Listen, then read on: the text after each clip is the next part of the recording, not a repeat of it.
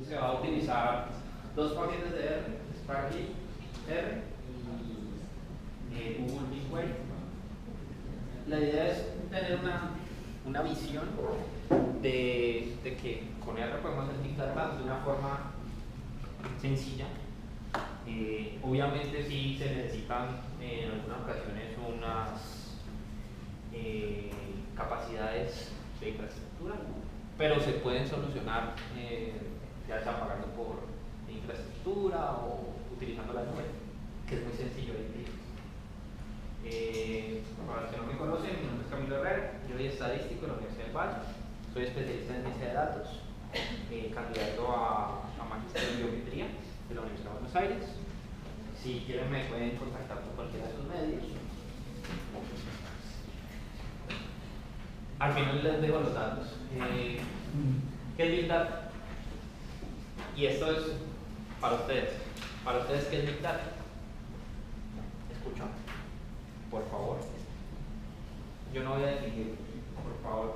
Díganme qué han pensado, qué les han contado, qué suponen que es Big Data, o si lo están usando, pues cómo lo aplican hoy en su trabajo. Yo tengo entendido que Big Data es toda la cantidad de información, mucha de ella desordenada, que se genera actualmente por celulares, por Facebook, por Twitter, por correos, por páginas web, que mucha información está estructurada y se genera información de una forma brutal. Todos los días sale más y más información. Y eso es actualmente ya no son ni siquiera gigas, son petabytes ya los que tenemos al día.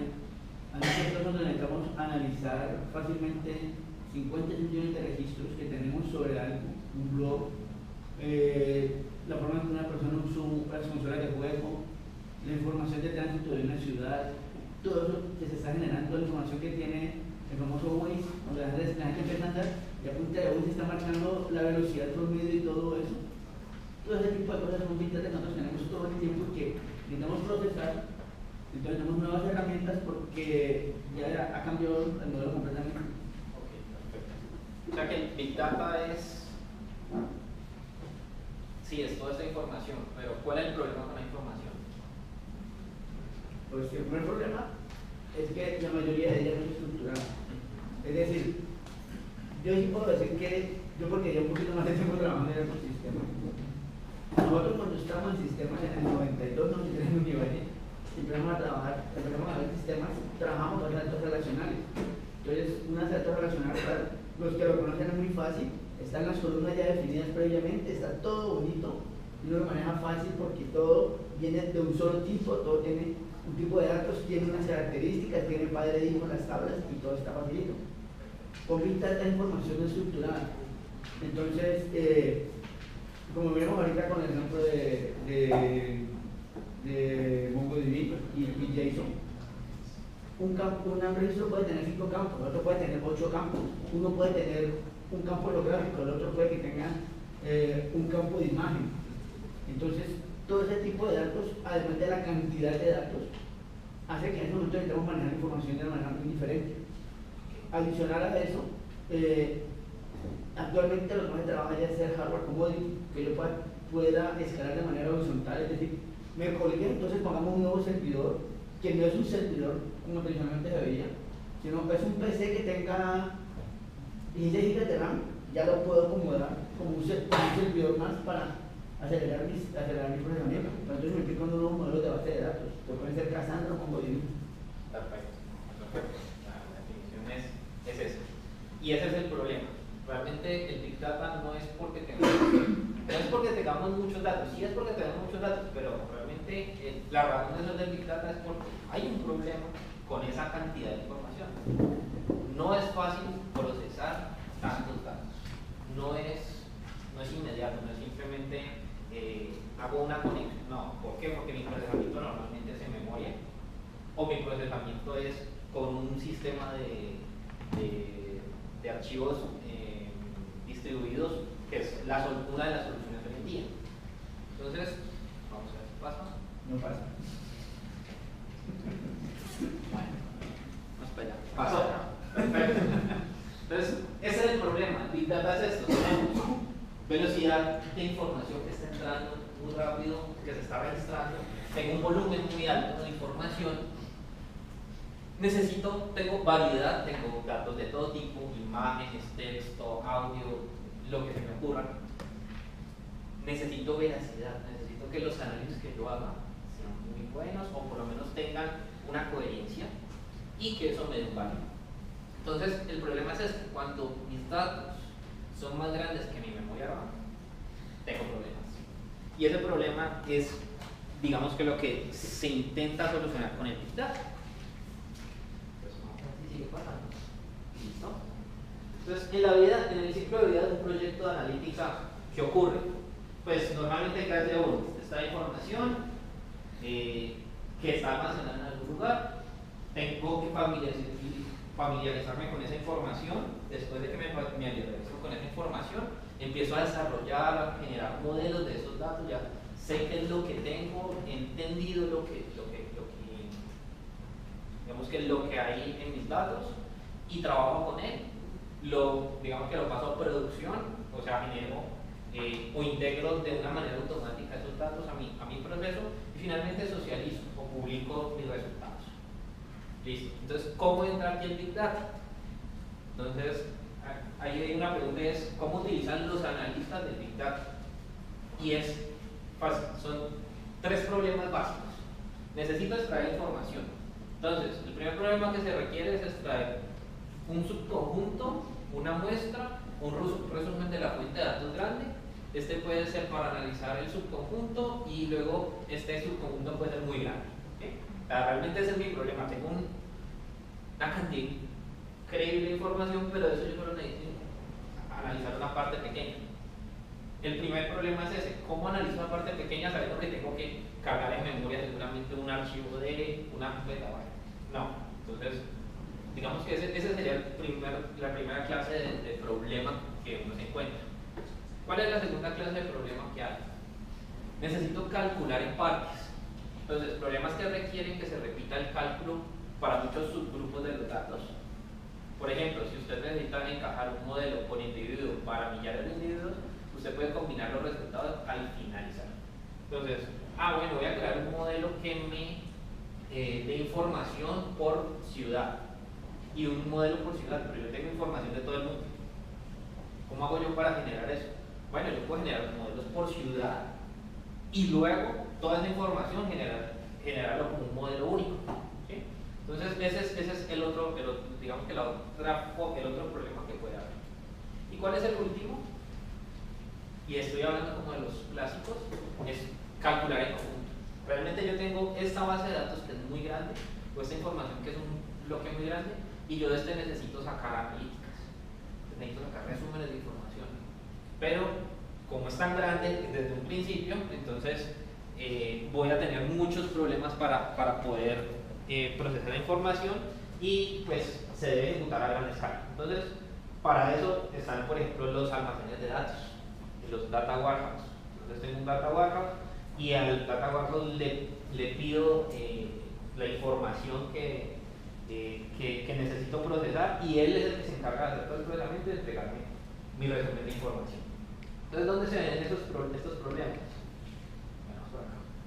Entonces, primero, la primera clase pues, es cuando estoy haciendo apenas el subset de los datos. Apenas voy a hacer un resumen de mis datos y ahí, digamos que ya tendría un problema que se está relacionando en todo el Big Data.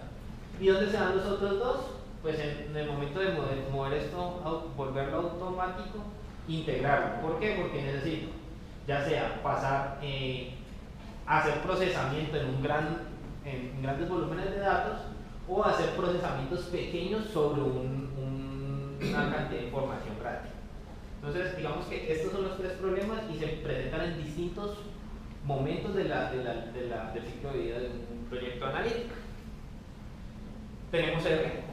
Entonces, para R, con respecto a Big Data, hay una cantidad grande de paquetes. Está Hadoop, Spark, Oracle, Packer con la solución que se llama Vertica, Teradata, y el server que ya viene con el R incluido, etc.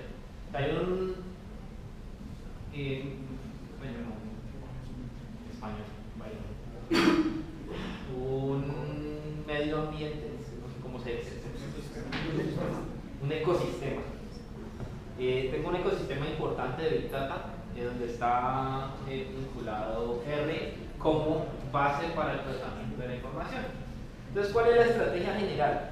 Pues la estrategia general muchas veces es, tengo R en un lado y tengo al otro lado ya sea la nube o un data warehouse. Entonces, ¿cuál es el primero? La primera opción, pues pasar los subconjuntos de datos del data warehouse a R. Mando señales desde R para hacer la selección de los datos que están guardados en un data warehouse y luego proceso en R. Esa es una primera solución. La segunda solución, ¿cuál sería? Pues transformar el código de R, pasarlo al data warehouse y que el data warehouse haga todo el procesamiento y me entregue los resultados de vuelta a R. Son, digamos que las dos formas en que yo puedo utilizar R para hacer mis datos. Entonces, en esta charla les voy a hablar de Spark, que es un producto de Apache, que está enfocado a hacer procesamiento, digamos que es una adición que se ha dado, por ejemplo, a Hadoop. Inicialmente tenía casi todo lo que uno habla de Big Data era Hadoop. Ahora me baso en Hadoop para hacer procesamiento en memoria, que es mucho más rápido que lo que puede hacer un sistema clásico. Voy a hablar un poquito de TensorFlow, mostrar un ejemplo con respecto a una aplicación de Machine Learning muy sencilla. Y al final, bueno, intermedio, voy a hablar de Google Cloud. Google Cloud tiene un paquete que, digamos que hay todas unas características de Big Data que puedo aprovechar desde ahí. ¿Qué hace Spark? Pues Spark es un IDE, pues no, es un IDE, no es un proyecto. Es un proyecto para hacer procesamiento de Big Data. En R hay un paquete que se llama Sparkly R. Este paquete lo que me permite hacer es una interfaz entre mi procesamiento clásico en R y conectarme a Spark y hacer uso de unas características que tiene Spark. Por ejemplo, el uso de los paquetes de librerías de Machine Learning, hacer SQL con Spark, conectarme por el API, conectarme a sistemas distribuidos o HDFS y a tablas de Hadoop. Eso es lo que me va a permitir hacer Spark. Y todo esto, digamos que es un entorno de ciencia de datos para Big Data, donde mi motor de procesamiento va a ser R. Aquí voy a procesar para entender mis datos y finalmente voy a poderlos presentar, ya sea en una salida de Markdown o en una aplicación de Shiny. Listo. Entonces, ¿qué es Sparkly? Pues Sparkly utiliza el shell de Spark para obtener acceso a Spark. Además proporciona acceso por comandos SQL y este acceso también incluye integración con el API Spark, que me permite hacer transformaciones y modelos de Machine Learning, entre otros. ¿Sí? Entonces básicamente yo lo único que tengo es una interfaz para conectarme a Spark. ¿Listo? ¿Cómo funciona? Pues yo tengo mi storage donde tengo guardados mis datos, mi cantidad masiva de datos. Tengo R al otro lado y voy a utilizar el paquete Sparkly mediante un paquete que se mostró hace un rato que es de Clear como backend y los complementos de Sparkly, que son los paquetes de Machine Learning y las extensiones para procesar datos. Esto me va a servir para conectarme mediante el Spark Shell y hacer todo lo que digamos que me da disponible Spark, procesamiento en cluster, una interfaz en SQL, procesamiento en memoria, que es digamos que la característica de Spark, y digamos que todas las características extensibles del API y del Machine Learning. ¿Qué opciones tengo para leer datos? Pues yo puedo hacer una cosa, puedo leer datos desde R hasta el sitio donde tenga mis datos guardados, todo a partir de Spark. Entonces mando procesamiento desde R, genero el procesamiento en el Data Warehouse y me lo devuelvo directamente a R. Otra opción es simplemente hago un cache de esa información de mi Data Warehouse en Spark y hago el procesamiento directamente en RSpark. Esa es la forma de conectarme. Digamos que la diferencia es los tiempos de respuesta entre cada uno de estos, cuando yo tengo datos cachados en Spark, es mucho más rápido el procesamiento que cuando tiene que conectarse Spark a leer mi fuente de datos original y devolverse. ¿Listo? Bueno, entonces vamos a ver una prueba de concepto. Me voy a tratar de conectar.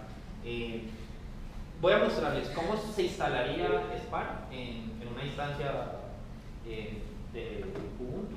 Voy a hacerlo muy rápido porque son 2 o 3 líneas. O sea, realmente no hay mucho en esta parte.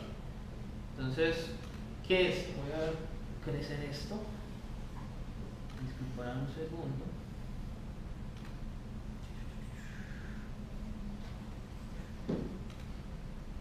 A ver. Queda muy grande. Listo. ¿Pueden leer ahí? ¿Sí? Listo. ¿Qué pasa? Resulta que cuando yo tengo RStudio no viene con Sparkly. Sparkly es un paquete. Entonces yo debo instalar ese paquete. Hay configuraciones que yo puedo hacer. Por ejemplo, yo quiero generar un clúster. Ese clúster lo que va a hacer es tener un maestro, un clúster maestro y unos nodos adicionales. Entonces, digamos que la infraestructura sería algo muy parecido a esto.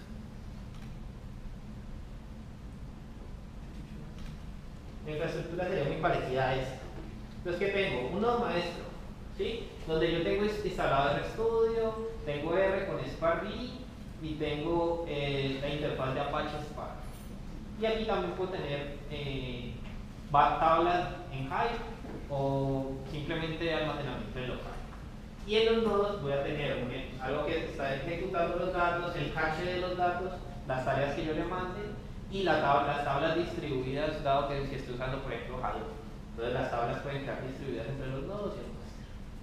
La infraestructura en general puede aplicarse tanto en un servidor en mi empresa, por ejemplo, o en la nube. En la nube es muy fácil desarrollar un clúster. Con Amazon es un clic derecho, crear clúster y ya está funcionando. Te conectas al nodo maestro y instalas RStudio y trabajas ahí. Problemas, pues costos. Pues para uno que es pequeño, para una empresa muy grande, de pronto el costo es insignificante comparado con la infraestructura. La otra opción es, pues utilizo mi navegador y ya en mis servidores tengo instalado el RStudio y por un paquete que se llama YAML me voy a conectar a mis nodos y voy a hacer todo el despliegue de Big Data. Entonces digamos que esto me lo va a permitir si quieren hacer pruebas. Spark RStudio está toda la documentación para que lo hagan en 3 pasos. O sea, es uno tras otro. ¿Listo? Bueno, entonces ahora continuemos con el pedacito de código que había. Entonces, si yo quiero instalar Spark en un computador, yo solo debo correr estas 3 líneas. Una línea que me trae el Hadoop y Spark, el Spark con una versión de Hadoop. Lo desempaqueto porque un archivo .zip, me ubico en la carpeta y ya después empiezo a subir los servicios. Si yo voy a trabajar en mi computador maestro, subo con esta línea, ya tengo mi clúster maestro. Si voy a trabajar me conecto a los otros nodos y con esta línea donde voy a vincular donde está mi nodo maestro, levanto los nodos para que estén vinculados a mi Spark. ¿Listo? Entonces, en mi caso, pues yo lo podría haber hecho con estas líneas. Ahí, digamos que yo estoy trabajando con unas líneas, con un clúster interno. O sea, tengo dos pequeños computadores. Y lo que normalmente hace uno es eso: levanta los nodos y el servidor.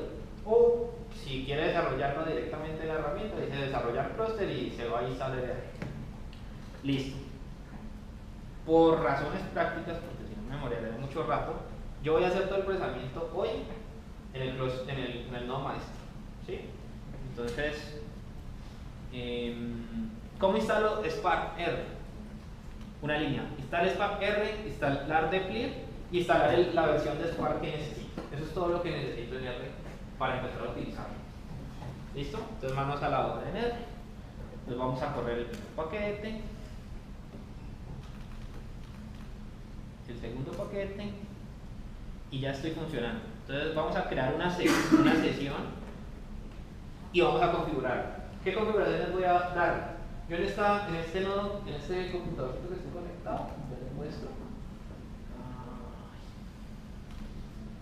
Es un computador no muy grande, tiene 16 GB de RAM, o sea que tampoco me voy a colgar en los ejemplos que les voy a mostrar. Pero entonces esa máquina que está ahí me permite hacer pruebas. Un computador chiquito. Yo lo tengo ahí funcionando y es accesible hacia afuera si yo quisiera compartir, por ejemplo, la sesión, lo que necesite. Entonces, vamos a hacer una cosa, vamos a configurar ese computador y el Spark para que solo utilice 10 GB de memoria para utilizar el Spark y el 80% de esa memoria sea accesible durante el análisis. Entonces, yo le digo, ¿en qué carpeta está mi Spark? Leo la configuración que trae, le digo qué características tiene el Hadoop que tengo instalado. En este caso ya no son 10 GB sino 16 porque estoy utilizando un computador un poquito más grande. Ese es el total de mi memoria y el 80% de esa memoria la puedo utilizar. ¿Listo? Y voy a llamar eso local. Entonces vamos a correr esto. Y ahí lo que estoy haciendo es, ya en ese computador que tiene instalado Spark Maestro, me estoy conectando y voy a generar una sesión. Así como cuando estaban en MongoDB y generaron una conexión. ¿Listo? Entonces miren que aquí ya me ha aparecido Spark en la esquinita y tengo mi interfaz gráfica de Spark visible. ¿Listo? Aquí ya me dice quién es el usuario, si tuviera eventos pues me lo estaría mostrando. Storage, pues en este caso voy a utilizar el local. Si tuviera conexión, ahora más adelante les voy a mostrar que me puedo conectar a S3 de Amazon, por ejemplo, y leer un archivo muy grande y utilizar S3 como un repositorio de Hadoop. Y el storage, pues en este caso todavía no tengo nada guardado. Si yo, pues aquí me da la configuración del Spark, y si yo tuviera varios nodos, me los mostraría aquí en el escritorio. Me va a mostrar 5, 6, 7 nodos y qué características tienen esos nodos. Listo. Entonces, vemos que ya tenemos configurado mi computador, mi servidor con Spark. ¿Listo? Listo. Entonces, ¿qué vamos a hacer? Yo voy a borrar este set de datos que tengo acá y voy a hacer todo un procesamiento para bajar unos datos que hay en una línea, que hay en una página. Voy a bajar 3 archivos. Los 3 archivos tienen un tamaño de alrededor de 100 megas o 200 megas, no es muy grande, porque quiero mostrarles la diferencia entre cuando trabajo en local y cuando cacheo los datos en Spark, porque los tiempos de respuesta son distintos. Entonces, ¿qué voy a hacer aquí? Voy a traer un directorio que llame data y ahí mismo me guardé los 2 archivos que son unos archivos CSV que están comprimidos. Bajé los datos, 90 megas y los otros 105 megas. Ya quedó aquí la carpetica con los 2 archivos. Y ahora que ya tengo los 2 archivos, voy a empezar a cachearlos en Spark. ¿Qué voy a hacer? Voy a sacar primero el esquema de esos datos. Entonces aquí generé un esquema donde todas las variables que hay en ese archivo las coloco, le dije, léame la primera línea y colóquenme que estas son caracteres. No me voy a complicar ahora diciendo que esta es texto, esta es número. Las puedo colocar todas como carácter y luego hacer la transformación en mi procesamiento.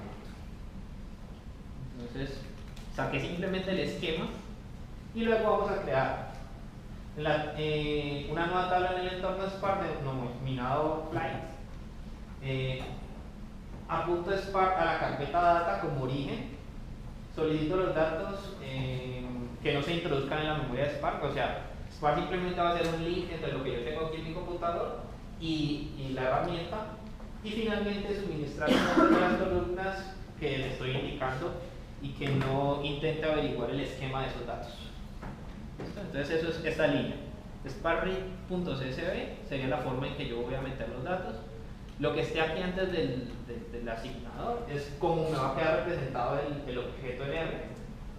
Como le coloque aquí que es el name, va a quedar redireccionado en Spark y le digo en qué carpeta están mis datos, sin que me identifique el esquema que se está viendo. ¿Listo? Entonces ahí lo que está haciendo es subir al Spark mi set de datos, pero simplemente como una apuntadora. Me dice, allá en esta carpeta está la información y puede acceder a ella cuando lo necesite. ¿Listo? Tenemos que lo haga y ya lo hizo. Listo, ya lo hizo. Pues miren, aquí en Spark ya me aparece un objeto que se llama vuelos. Ese objeto, si yo lo quisiera, a ver, listo. Si yo lo quisiera ver, igual que en R, tiene unas características, que son todos los datos que estaban en la carpeta. Si hubiera metido 20 archivos, él me los va a leer como un solo objeto que vincula. Listo. Ahora, y acá al otro lado, tengo el mismo objeto, pero solo como una representación de R. Yo coloco esto acá porque si no voy a estar todo el tiempo así. Entonces miren que aquí en este yo solo tengo parte de la información. Ahí está. Me muestra que está conectado. Eso es solo una conexión, nada más. Entonces en R yo no tengo un archivo muy grande. Ahora si yo quiero ver el tamaño de ese objeto no es ni siquiera una mega, o sea, es muy pequeño. Y si lo reviso en Spark, yo no lo tengo cacheado, o sea, no está guardado dentro del servidor, ni en Hadoop, ni en ningún lugar. Entonces, ¿qué es lo que voy a hacer? Voy a empezar a probar. Por ejemplo, podemos utilizar SQL directamente con R. Voy a utilizar este paquete de BI. Y en ese archivo que ya está vinculado allá en Spark, le voy a hacer una consulta SQL. Le voy a decir, selecciónenme todos los datos que hay en Flight y muéstrame los primeros 10. Y listo, ya tengo en R el procesamiento que estoy pidiendo, simplemente una línea de SQL. Lo mismo podríamos hacer en caso de que estuviéramos usando Shiny o utilizando R Markdown. Podríamos hacerlo también. Una línea de R Markdown también me permite conectarme directamente. Y esto es importante porque a veces uno está desarrollando aplicaciones y dice, pero es que yo tengo una consulta SQL, ¿cómo una línea? No tengo que cambiarme a otro programa. No, yo desde R puedo correr líneas de SQL. Y aquí ya como tengo Spark conectado, también lo puedo hacer directamente. ¿Listo? Ahora, vamos a BigView. Entonces yo tengo ese archivo que se llama vuelos. Ahora, si se dieron cuenta, yo los datos los subí como si fueran un carácter. Entonces hago transformaciones, digo, la variable DeepDelay es numérica, la ArcDelay también. Entonces yo lo que hago es transformarlas al tipo de tipo de dato que necesito y trabajo ya sobre eso. Entonces voy a correr estas líneas que lo que hacen es generarme unas variables adicionales que son en tipo numérico y hacer un select. Entonces listo, ya ahí lo corrí y ahí no lo está corriendo en R, lo está corriendo en Spark. Miremos a ver, este es el resultado. Si ven, él lo que hice fue generar una conexión a Spark y devolverme los resultados que entrega. ¿Qué pasa? Lo que hace R es enviar una consulta SQL a Spark. Si usamos la función showQuery, vamos a ver cuáles son las consultas que él está tirando cuando yo utilizo DeepView.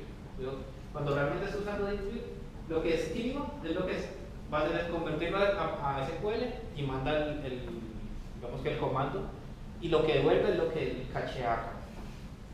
Listo. Ahora, ¿qué hora es? Que es que esto demora como 3 minutos y no sé si perder el tiempo.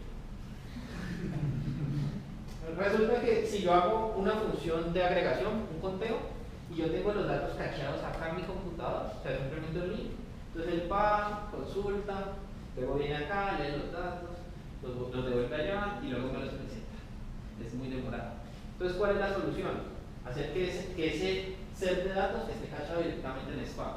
Como Spark trabaja sobre la memoria, el procesamiento sobre la memoria es mucho más rápido que en un computador normal. Entonces, por eso creo que no quiero mostrar esto porque se demora como 3 minutos cada línea. Pero entonces, ¿qué es lo importante? Cuando yo trabajo en Spark, yo tengo nodos distribuidos y si yo subo datos a Spark, es lo que hace es distribuirme la información y puedo hacer consultas muy grandes que me va a dar resultados. Este resultado que entrega esto se me demora casi 3 minutos. Después de haber cachado los datos en Spark, se puede demorar alrededor de medio segundo. Entonces, el tiempo de procesamiento es mucho más bajo. ¿Listo? Vamos. Voy a... ¿Cómo cacheo los datos en Spark? Esta función que se llama compute hace eso. Entonces, ¿yo qué voy a hacer? Voy a subir ese set de datos directamente a Spark y lo voy a llamar flight subset. Dejemos que se lo haga porque luego voy a hacer 2 o 3 lineecitas adicionales. Bueno, a ver si mientras tanto les cuento por acá otra cosita. Vamos a ver más por abajo. Miren, mientras está haciendo el procesamiento yo puedo ver cómo es el avance de ese procesamiento en Spark, por ejemplo. Entonces, ese comando que le mandé le está procesando y va en 42 segundos y ve la tarea 0 de 2. Y sería largo. Yo todavía no tengo ningún objeto en el storage de Spark. Cuando él termine, seguramente ya lo vamos a poder ver allá. Entonces, mira, aquí ya va 58 segundos. Vamos a ver cuánto más se demora. Esto es algo importante. Cuando uno apenas está subiendo datos de Spark, es muy demorado. Eso es una de los problemas y por eso, ¿qué hace uno? Pues directamente cachea en Hadoop o cachea en Hive o lo coloca en un repositorio que sea muy fácil y tenga conexiones rápidas. ¿Listo? Vamos a ver si ya acabó. Todavía no. Mira, van 132 megas y 1 minuto y medio. Vamos a ver que acabe y ya les puedo mostrar lo que quede faltando. ¿Listo? Ya casi acabamos, son casi 20 minutos. Esto es muy lento. Y eso es algo que la gente dice, no, Big Data, sí, es rápido en general los resultados que obtienes, pero en el momento en que estás apenas desarrollando y probando, pues vas a tener esto. Y muchas veces eso trabaja así con tareas. Entonces, no es que tenga una super máquina, sino que tengo distribuido horizontalmente y él va haciendo tareitas hasta que al final me termina mi procesamiento. Vamos a ver si acabó. Acabó. Listo. Entonces miren que ahora ya tengo en el storage mi archivo. O sea, yo ahí lo que hice fue mandar mis datos que estaban aquí en una carpeta, los organicé y los subí a Spark. Ahora, cuando yo hago el procesamiento ya sobre esos datos, la misma función que antes me demoraba mucho tiempo, ya me está entregando los resultados en menos de 1 segundo. ¿Cómo lo puedo corroborar? Cuando reviso la línea SQL se demoró 0.02 segundos. Y eso lo que tuvo atrás fue 7 tareas y esas 7 tareas tenían un comportamiento. Solo se corrió en un nodo porque solo tengo un nodo en este momento y digamos me muestra todos los pasos que tuvo. Si yo quisiera ver por ejemplo aquí, vemos que ese es cómo funciona dentro de Spark el procesamiento. Listo. Ahora, ya que tengo esa información allá arriba, puedo hacer procesamientos mucho más rápidos. Entonces, por ejemplo, aquí yo le estoy diciendo, generen una tabla por grupos. Y él ya me lo entrega directamente. Está cachando en Spark, me está entregando los resultados a mi idea. Los puedo guardar si quieren. Ahora, si ustedes vieron ahí, él mandó el comando. Si yo le doy en la función ¿cómo era? Show query.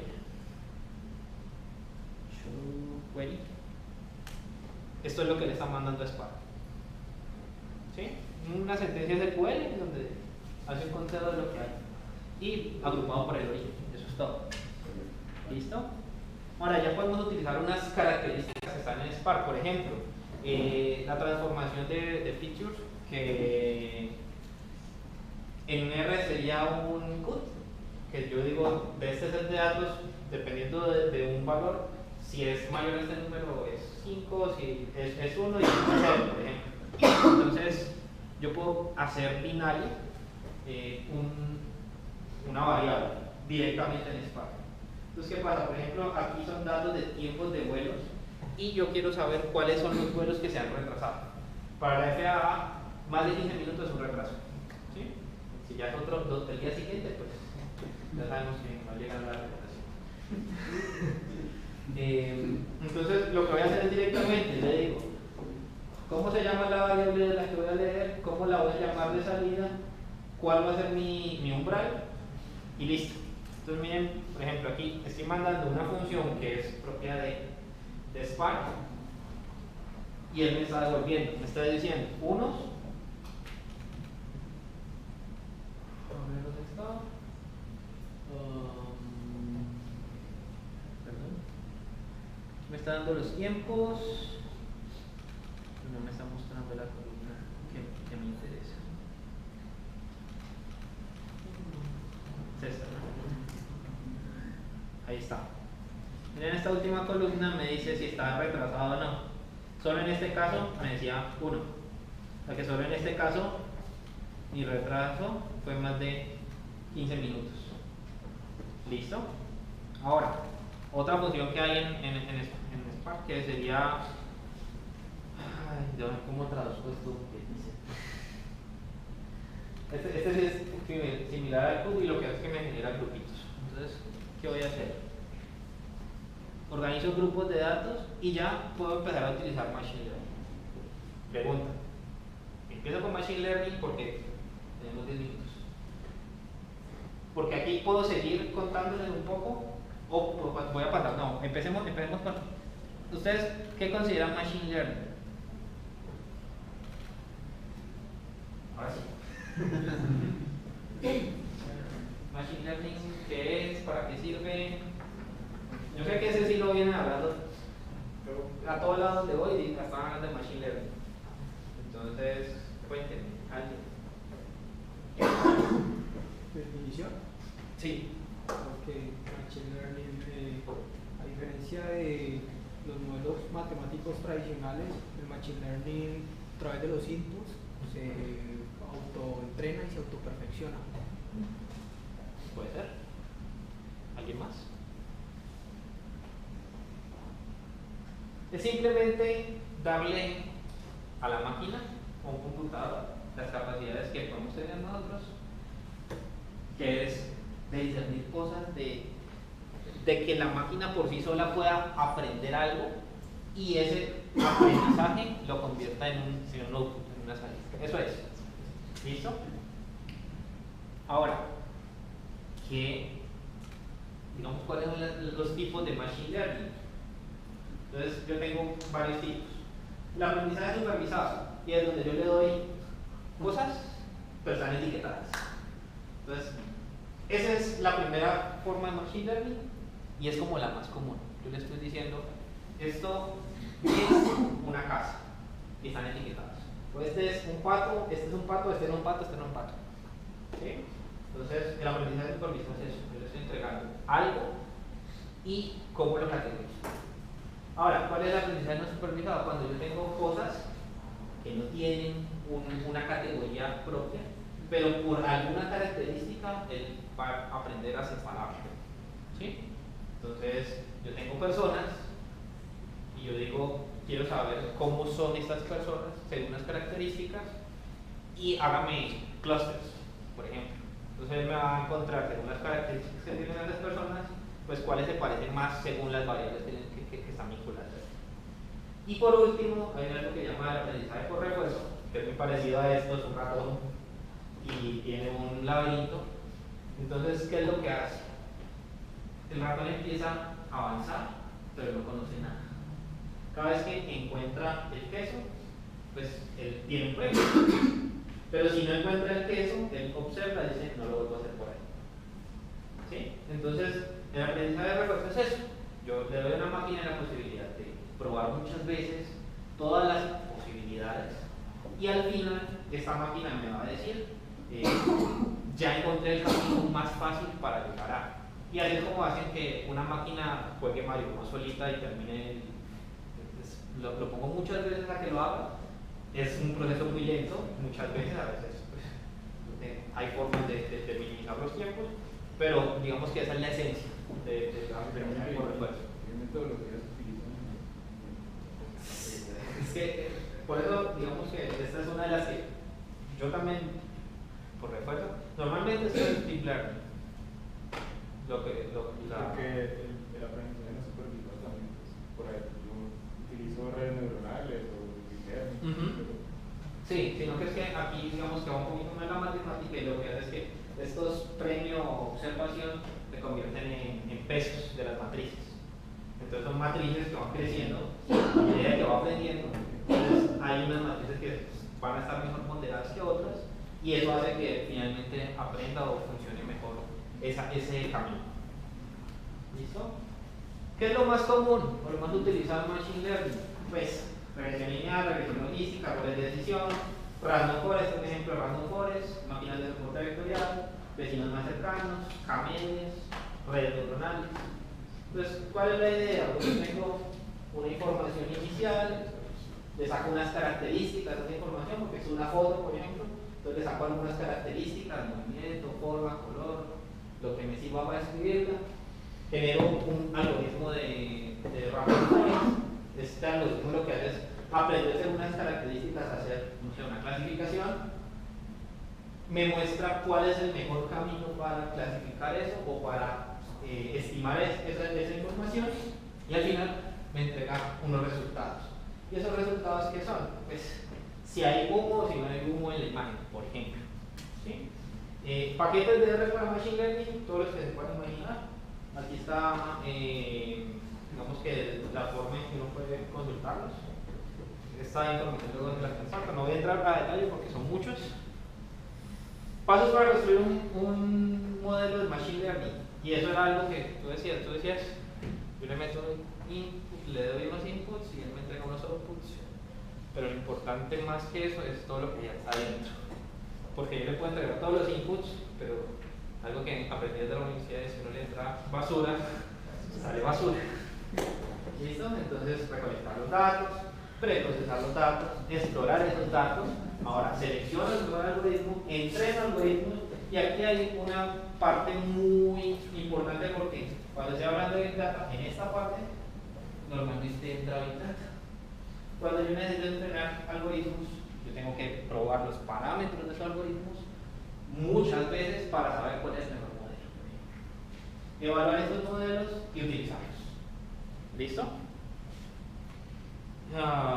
Me vuelvo entonces a donde estábamos.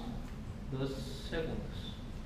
Ahora sí, continuemos aquí, Machine Learning. Entonces, con Spark puedo utilizar la librería de Machine Learning, que normalmente es de Python, en Spark. Listo, entonces, ¿qué voy a hacer?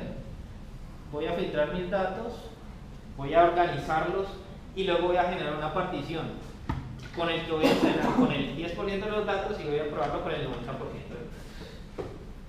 Y eso es parte de ese cómo creo un modelo de Machine Learning. Y es que yo tengo que sacar datos para entrenamiento, datos para prueba y luego ver qué cambian en mi modelo. Entonces aquí yo le estoy mandando todo. El procesamiento no lo está haciendo R, lo está haciendo Spark y me está devolviendo un modelo que tiene unas características. Entonces yo le estoy diciendo, vaya y entrene. Ya después de que genere esa partición de los datos. Le estoy diciendo, entrénelo con, y este es el de datos de ejemplo. ¿Listo? Voy a parar un momentico. Porque lo que está haciendo es creando una variable que se llama train, que tiene estas características.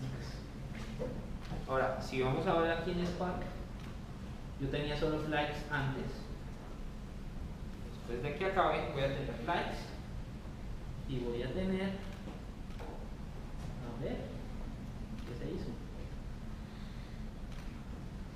Voy a tener flags y voy a tener el otro objeto que se llama train. ¿Listo? Entonces eso ya está ya en el storage.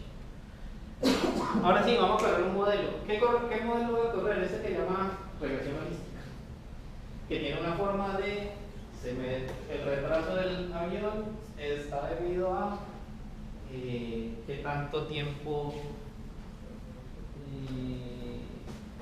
a estas dos variables, a la hora y al, no me acuerdo cómo se llama esto, la posibilidad de retraso o el tiempo que lleva retrasado. Ahí está corriendo el modelo directamente en Spark. Miren, por acá, creo que ya acabó. Uy, perdí. Esperen a ver. Ahí está mi modelo. ¿Listo? Ahí ya me entrega los coeficientes del modelo. Ahora, si utilizamos test para probar, aquí voy a mandarle los datos del test y quiero ver cuál es la predicción de ese modelo. Entonces voy a hacer lo mismo, le mando directamente a Spark los datos y luego que termine voy a presentarlos. ¿Qué pasa? Si yo tuviera estos datos en mi computador, el tiempo de procesamiento es muy alto. Otra cosa es que allá, si yo tengo una cantidad de clusters y quiero crecerlo, quiero que sea muy rápido, porque mis datos son teras de datos, simplemente crezco el clúster y listo. Bueno, listo. Entonces aquí está mi resultado que me entrega la información. Aquí se lo va a mostrar algunos. Me va a mostrar los tiempos, los 10 minutos. 6. Listo, ahí está. Esto fue lo que me entregó el modelo. Al final están mis datos. Miremos el performance del modelo. Y aquí ya voy a tener la precisión de cada uno de los modelos. ¿Por qué? Porque yo estoy entregando un modelo por cada grupito. Si ven ahí es muy lento porque yo estoy trabajando todo en ese clusterito chiquito. Si tengo 10 clusters, pues se minimiza la cantidad de veces que yo tenga cluster, el tiempo de ese procesamiento. Listo. Pues miren, aquí ya me entregó unos conteos, ¿sí?, de la precisión. Entonces era 0 y clasificó como 0 todos estos datos. Era 1 y clasificó como 1 todos estos datos. Y en la confusión, o sea, en los diagonales, si lo ven como una matriz de confusión, pues tenemos un volumen mucho más pequeño. ¿Listo? Entonces ahí digamos que podría decir, pues yo puedo hacer el cálculo, la sumatoria sobre los que están bien clasificados y él me va a decir su predicción es del 80 al 90%. ¿Listo? Entonces digamos que esa es la idea con Spark. Yo puedo hacer todo este modelado también allá. Ahora, ¿qué pasa? Yo voy a utilizar Amazon y voy a utilizar una cosa que se llama buckets, que es, ustedes usan Dropbox, ¿cierto? Dropbox es eso, utiliza los buckets de Amazon para guardarnos la información. Entonces es muy sencillo subir información ahí y publicarla a internet, pero en este caso, como yo lo que tengo es mi computadorcito en la nube, yo me puedo hacer muy rápido de utilizar estos buckets como mi repositorio de Hadoop. ¿Listo? Entonces ahí voy, cargo unas credenciales y voy a leer un set de datos que tengo. ¿Qué pasa aquí? Ah, por Dios. Cuando todo puede fallar, falla. A ver. ¿Sí? Mala suerte. No puedo explicarlo. No sé qué pasó, de pronto me faltó algo al principio y no puedo explicarlo. Pero ¿qué hago? Funciona. Acá no funcionó porque el servidor lo bajé en la mañana y lo volví a subir y seguro me quedó algo raro. Tengo un problema con escala. Listo. Realmente lo que hace es ese archivo que está por allá en la nube, me lo vincula igual que como vinculé este acá y me permite hacer el procesamiento igual y mucho más rápido. ¿Listo? Por último, ¿qué puedo hacer? Recuerda que ahora los gráficos utilizaron un en ejemplo, un paquete que llamaba Iris, que es la planta y que tiene un céfalo, un pétalo, etc. Listo. Yo voy a subir a Spark ese set de datos y esto es como la forma rápida. Mostrémoslo muy rápido. Entonces, subo un set de datos y subo el otro que se llama MTCars, que son características de automóviles. Y voy a hacer una partición. Ahí estoy partiendo 50% prueba, 50% clasificación. Ya lo subí, lo corrí en R, en Spark y ajusté el modelo. Listo. Tengo un modelo y me voy a desconectar de Spark. Esa es la única línea que necesitan saber para al final desconectar y dejar. O sea, que el clúster quede apagado. Ya no siga esa conexión abierta. ¿Listo? Entonces esta línea, me desconecto y ya todo lo que estaba en Spark, eso es efímero y ya no lo necesito para más. Yo necesito un procesamiento particular y tengo resultados. Ahora, bueno, esto que corrí acá.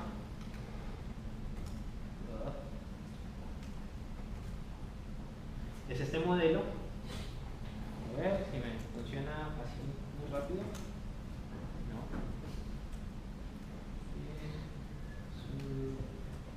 A ver qué características tiene esto.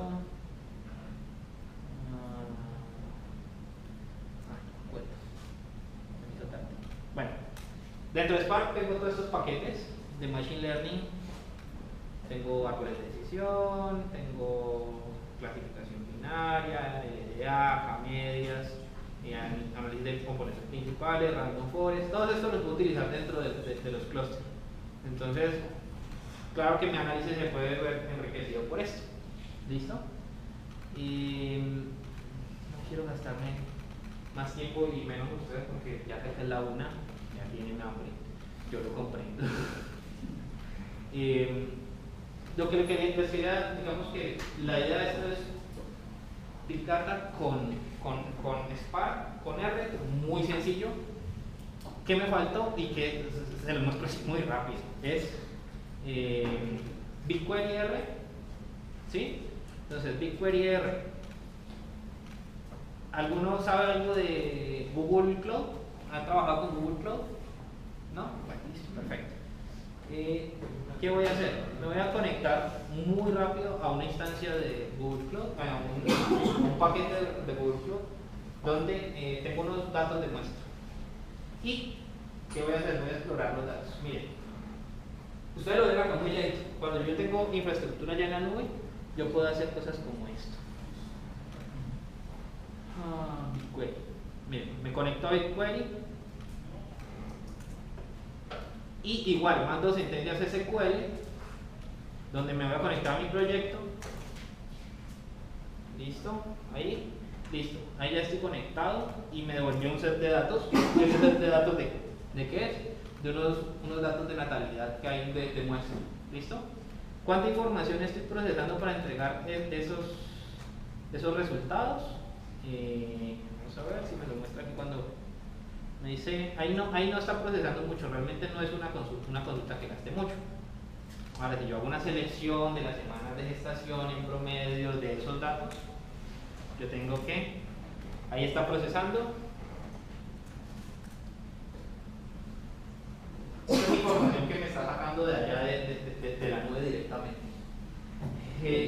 Acá lastimosamente no me está mostrando la información, pero está procesando alrededor de 20 gigas de datos para entregarme estos porque son registros diarios por nombre de usuario. Voy a ver si también uno se puede conectar a la API de Google Cloud a sí. A ver si me muestra la cantidad de datos que hay vinculados. Miren, ahí está procesando. Pero mire, 10 megas, ese es muy pequeño. Voy a ir para una de Wikipedia que es un poquito más grande. Miren, aquí está. Este Wikipedia es procesando los datos, me trae los datos directamente de la nube y listo. Es una lástima que aquí no me está mostrando. Normalmente él muestra abajo, se procesaron 1 petabyte de datos. En ese tiempo, realmente estas consultas que se está haciendo son sobre unos sets de datos muy grandes. Esperen, les muestro el tamaño real.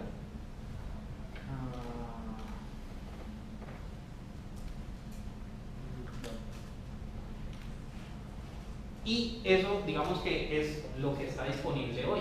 Hoy podemos tener información en la nube, en unos repositorios, y nos podemos conectar con R y entregar los resultados de ese procesamiento muy rápido. No necesitamos infraestructura propia para poder hacer Big Data, no necesitamos tampoco pagar valores absurdos. El procesamiento de esto cobran por cada 5 terabytes procesados y realmente uno no alcanza a procesar todo eso, y el cobro es por una fracción de dólar. Entonces, si uno tiene bases de datos masivas, hace todas las pruebas en pequeño, en una muestra, y cuando ya tenga toda la estructura de los datos, va y consulta ya, hace solo un procesamiento, trae los datos y sigue entregando reportes. ¿Listo? Vamos a ver. ¿Tienen preguntas mientras tanto? ¿Preguntas? ¿Dudas? ¿Alguien quiere presentar temáticas para el próximo evento que se haga? Estoy aprovechando. Cuando hiciste el algoritmo en Spark, digamos, si yo quiero hacer, bueno, más allá de un examen de numeración, una UTS, ¿no tiene un algoritmo para hacerlo? ¿Cuál es? El Adams. Sí, sí. No, es que no está dentro, pero vos podés. Eso me faltó mostrártelo. Vos podés. Voy a mostrarle primero. Miren el set de datos de natalidad que les dije que se procesaba. Este es en detalle, tiene 21.9 gigas. Y yo entregué los datos en menos de 5 segundos. ¿Sí? Entonces, esa es la cantidad de información que estoy ahora de Wikipedia. Son 37 gigas de datos. Entonces, el procesamiento, ahí obviamente se lo estoy dejando a Google que lo haga. Él verá cómo hace el Spark, él hace todo lo mismo que uno hace acá, lo hace directamente en la herramienta y te entrega los resultados que le estás pidiendo según las consultas de SQL.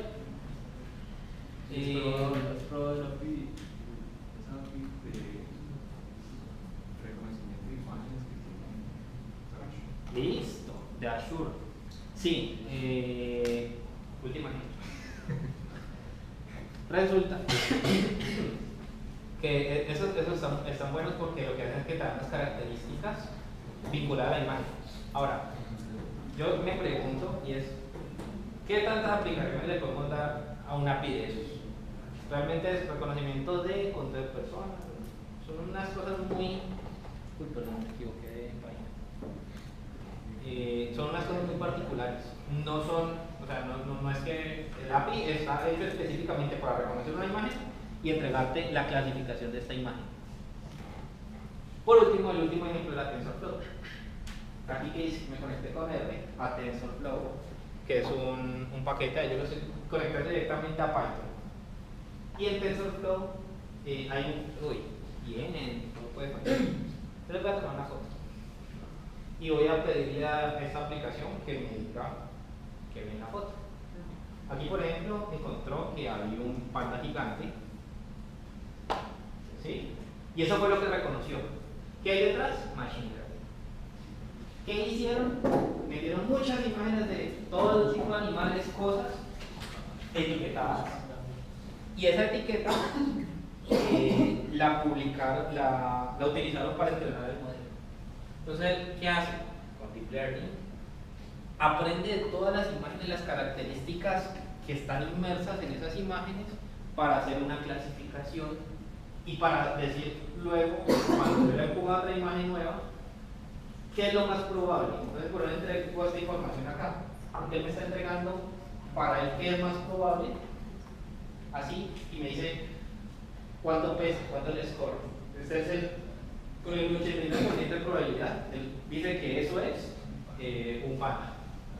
Ahora, otras características de panda me dice que son menos del 1%, y así. Entonces, ¿qué es lo que hay detrás de eso? Machine Learning, Deep Learning y Big Data, sobre todo para poder trabajar con tantas imágenes al punto de que me entregue una clasificación. Listo, ya me estoy subiendo la foto para ver si la subimos aquí a ver qué dice. Puede que nos diga cualquier cosa, créanme.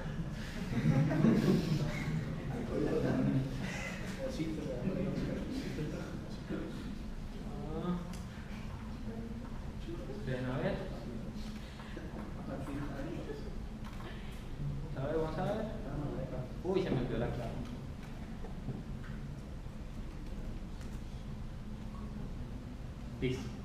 A ver si aquí me aparece el foto que acaba de subir. Y aquí está. ¿Qué vamos a hacer? Esta foto la vamos a bajar en mi computador, en el escritorio, y luego la vamos a subir a la aplicación. Subámosla.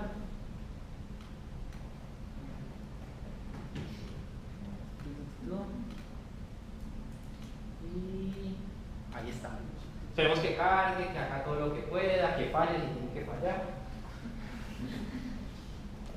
Que nos diga qué clasificación hay. Me dice que está en React, en Stage, High. Bueno, eso fue lo que él pudo encontrar y lo más seguro es que sea un Stage como el 10%. ¿Sí? Eso es una aplicación de Machine Learning. ¿Listo? Hacia esto, digamos que va enfocado mucho de lo que se está desarrollando hoy en día y es el deep learning para clasificar, pero muchas veces y en el mundo real lo que necesitamos es procesar datos para entregar valor. Esto es muy bonito, muy interesante, pero no sé qué tanto a futuro nos puede ayudar. Pero es buena la práctica y seguramente van a aparecer nuevas aplicaciones. Pero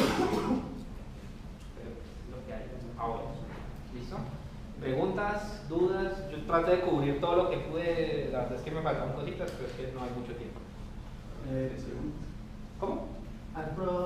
¿Alguna vez leí que SQL Server, creo que 2016, ya incluye R, incluye también Machine Learning? Yo voy a probar eso. Y tengo entendido que incluso la versión Express soporta hasta 17 de procesamiento de manera gratuita. Sí, Microsoft se ha metido mucho en esto. Realmente es una de las razones por la cual Microsoft se unió a la Linux Foundation, para poder soportar que van a utilizar esto detrás de todos sus paquetes de Cortana, de todo lo que viene de ahora en adelante. Y precisamente es porque saben que mucho del procesamiento que se está haciendo y del procesamiento que puede hacer una persona a nivel de una empresa es con lo que uno sabe hacer en R.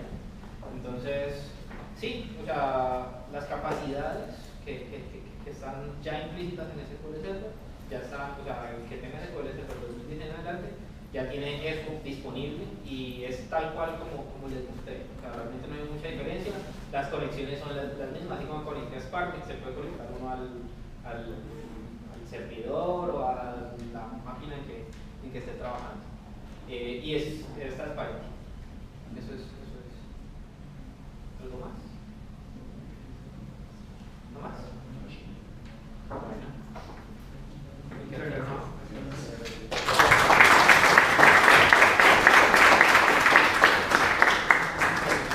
Gracias a todos por venir. Esperemos que este sea un espacio que se repita, esperemos que sea regular y que tengamos nuevos ponentes para la próxima. Los que quieran repetir, repiten.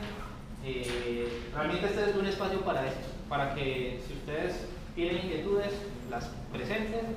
Si quieren aportar, aporten, pero realmente es para que estamos como comunidad, porque sabemos que hay mucha gente utilizando R, pero realmente al final del día estamos cada uno preguntándole a Google cómo se hacen las cosas.